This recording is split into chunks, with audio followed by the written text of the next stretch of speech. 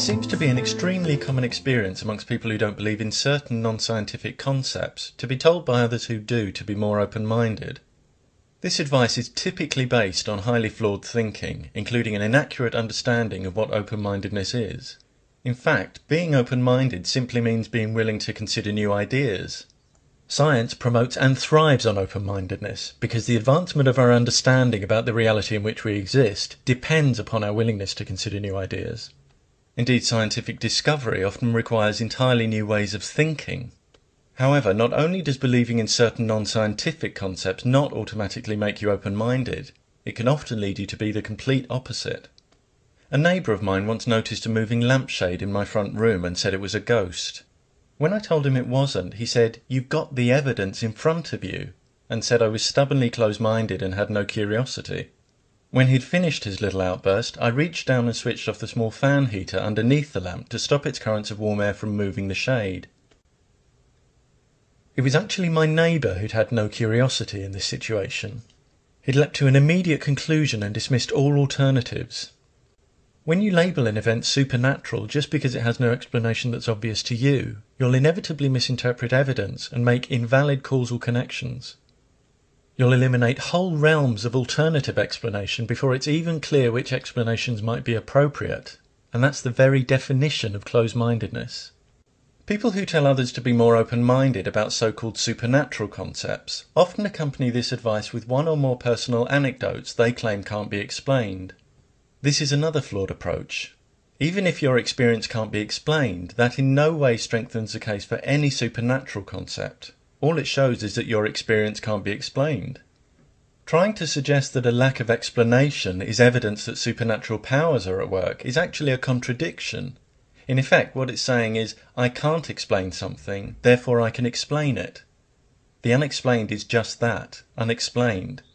Furthermore, although it's quite reasonable to describe an experience and say you can't explain it, telling your audience they can't explain it is senseless, because your audience has no independent access to the events you describe, nor any way of investigating which details you may have missed or edited out.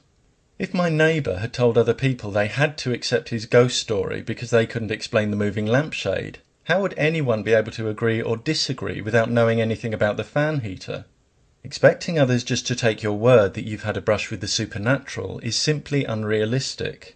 Even if I saw someone disappear right in front of me, I'd recognise how unreasonable it would be to expect a complete stranger just to believe me without corroborating evidence, however personally frustrating that might feel. Someone once tried to suggest to me that scientists who ask for evidence before accepting claims are as close-minded as witch doctors. The idea that requiring evidence makes you close-minded is a fallacy. A willingness to consider new ideas doesn't commit you to accepting them unconditionally. If someone you love was lying injured and unconscious, and a complete stranger told you she had some magic powder that will cause instant healing if poured into the wounds, would you just accept this stranger's claim? Would it be close-minded not to let her pour a substance you know nothing about into the open wounds of someone you love? We're all sceptical about some things.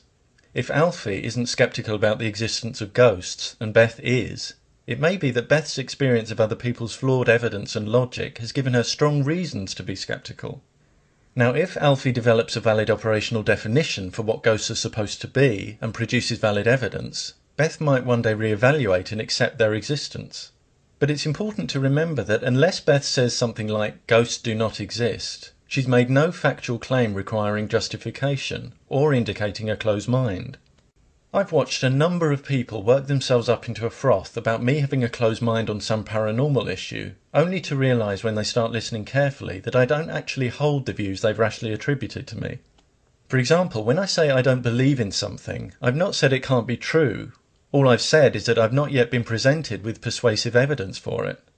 Now, if someone describes an entity to me that's logically impossible, then in those specific cases I might well say X cannot be true, and I'll back up my statement. But it's a classic debating trick to exaggerate and therefore misrepresent another person's position. And when you treat someone's statement of non-belief as an assertion that something cannot be true, this is exactly what you're doing. If you have difficulty accepting that other people don't share your beliefs, then that's unfortunate for you, because there's a lot of difference out there.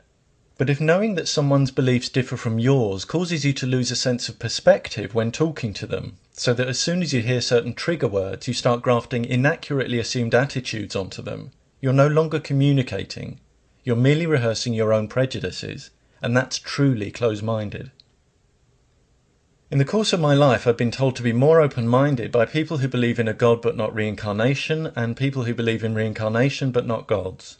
Both groups seem quite happy for others to express skepticism when they do, but not when they don't. For these people, open-mindedness seems to mean agreeing with me. Then there are others whose idea of open-mindedness is accepting the unreliable testimony of any random person with a spooky story. These people are often also fiercely skeptical of science. Certain comments can quickly reveal their poor understanding of what it is, and this results in two supreme ironies. One is that they're guilty of exactly the same skeptical attitude they criticise in other people. The other is that what they're reserving their skepticism for is a domain that emphasises skepticism. In other words, they're skeptical of skepticism. Again, open-mindedness isn't about believing things. So believing in more paranormal things than the next person doesn't make you more open-minded, though it can be a sign that you're more gullible. And despite what some people would have us believe, it's not a virtue to be easily persuaded by people. Those who say it is, and that requiring evidence is close-minded, clearly wouldn't survive one day in a court of law. After all, what does the person with that attitude do in any situation where there's more than one version of events? And is it close-minded to require evidence of someone's guilt before locking them up? These attitudes don't stand up for a moment in the real world. It would be absurd to suggest that we need evidence for everything we're told. When a friend tells us about their day at work, we don't ask them to back up what they say. And we don't stop enjoying films and stories just because they contain incredible events. But when someone's trying to persuade us to accept something as fact or take some sort of risk, demanding valid evidence helps us distinguish true claims from false ones. And that's an invaluable ability in a world where believing false claims can seriously damage your wealth and your health. Critical thinking is not incompatible with open-mindedness. On the contrary, it empowers an open mind. Even though demanding valid evidence may lead you occasionally to reject ideas that are poorly supported but nonetheless valid, if and when evidence accumulates for those ideas, an open mind will allow you to reconsider them and possibly dislodge false ideas you'd previously accepted as true. This approach is promoted by science. By contrast, when you have an open mind but demand little or no evidence before accepting things, you leave your understanding of reality much more up to chance.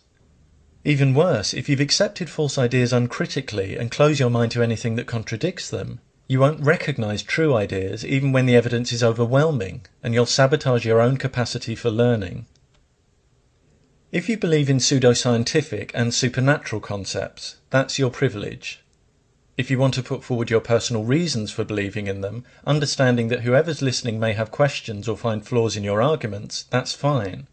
But if you're in the habit of targeting individuals you've never met and suggesting they're in some way deficient just because they don't believe in these concepts, if you reject conflicting evidence and counter-arguments without consideration, but demand that others accept your arguments and what you regard as evidence uncritically, not only is that closed-minded, it's controlling, arrogant, and presumptuous in the extreme.